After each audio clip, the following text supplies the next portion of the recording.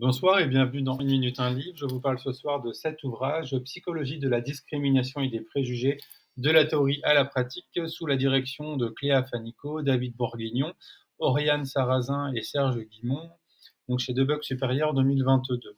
Donc c'est un livre que je garde toujours près de moi quand je prépare des formations. C'est vraiment une lecture essentielle pour éviter tous les raccourcis de pensée et préciser la complexité des concepts mobilisés, hein, préjugés, stéréotypes, discrimination, etc. Donc, cet ouvrage, en fait, propose une lecture internationale et engagée, hein, sur ces questions de préjugés et discrimination qui structurent les sociétés. On va retrouver donc racisme, sexisme, LGBTQIA+, phobie, rejet des personnes migrantes, marginalisation des personnes en situation de handicap ou précarisées. Voilà, rien n'est en tout cas minimisé ou mis de côté.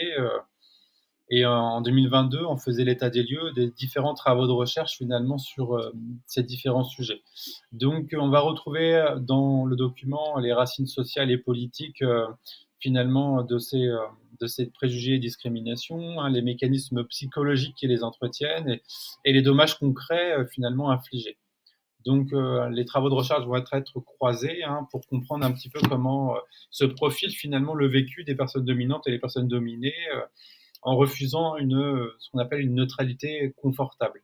Donc on va retrouver des outils, des stratégies, des actions pour transformer le réel, et c'est vraiment un manuel indispensable pour comprendre, et pour toute personne finalement, hein, qui veut prévenir les discriminations.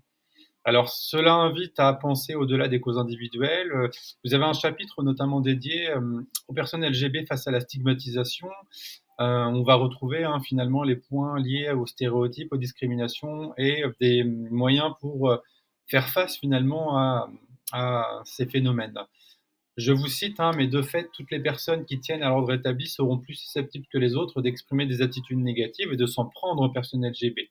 On retrouve aussi, hein, toutes ces questions finalement de dominance sociale et d'autoritarisme politique, ce qui nous permet de comprendre un peu mieux ce que l'on appelle le stress minoritaire de Meyer, et de comprendre que l'identification au groupe stigmatisé et le processus de dévoilement eh ben, sont deux stratégies pour protéger sa santé mentale et trouver des ressources sociales salutaires, en tout cas pour les personnes LGBT. Alors, vous avez également un chapitre dédié aux normes de genre et de sexualité dans la discrimination au travail. Voilà, donc ce sont des exemples de chapitres, hein. C'est vraiment en tout cas une mine et une pépite que je vous invite à découvrir au plus vite. Très bonne lecture et à bientôt.